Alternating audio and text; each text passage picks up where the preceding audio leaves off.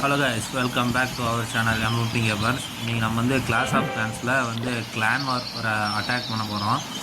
Okay, first நம்ம load out set பண்ணிக்குவோம். Okay, enforcement வாங்கியாச்சு. நெக்ஸ்ட்டு ட்ரூப்ஸ் ரேங்க் ஓகே கரெக்டாக இருக்குது. ஓகே, ஸோ இப்போதைக்கு நம்ம எதுவும் அப்கிரேட் போடுற மாதிரி இல்லை, இன்னும் டைம் இருக்குது அப்கிரேடுக்கு. ஓகே, நம்ம ஆப்போனண்ட்டை ஸ்டார்ட் பண்ணலாம். நம்ம இந்த 12th டவுன் ஹால் தான் நம்ம இது பண்ண போகிறோம். ஓகே, 4 ஃபயர் கிராக்கர் இருக்குது. ஓகே, அடிப்போம். ஓகே, ஃபஸ்ட்டு அவங்க வந்து ஓகே ஒரு fire cracker out, 2 out, 3 fire cracker out. Okay, 4 out. Okay, first நம்ம வந்து நம்மளுடைய ஒர்க் ஷாப்லேருந்து நம்ம இது இறக்கி விடுவோம். நம்ம சேஜ்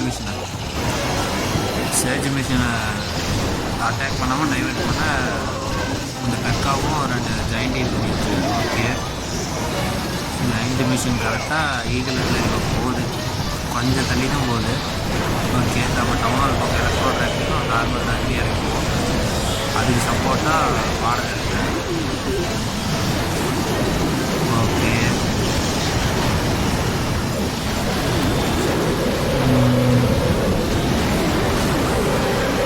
ஈகிளட்லரி காலியாக போகுது.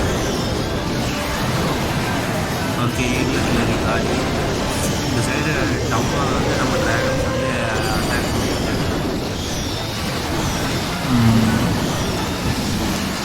ஓகே காய்ஸ், டவுனாலும் காலியாகும் போது டவுனாலும் காலி. இந்த சிங்கிள் டார்கெட் இன்ஃபார்மும் ரொம்ப இதாக இருக்குது, பவர் அதிகமாக இருக்குது.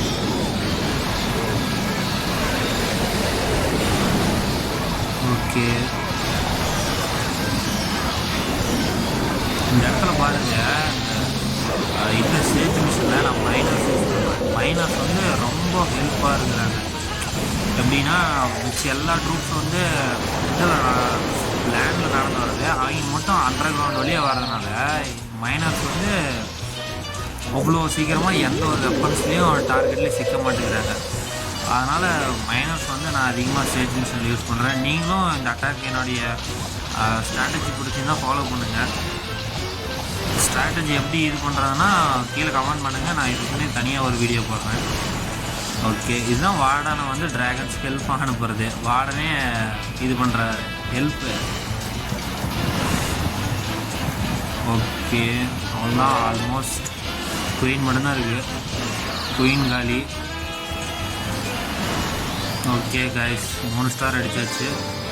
ஓகே காய்ஸ், அடுத்த வீடியோவில் பார்ப்போம்.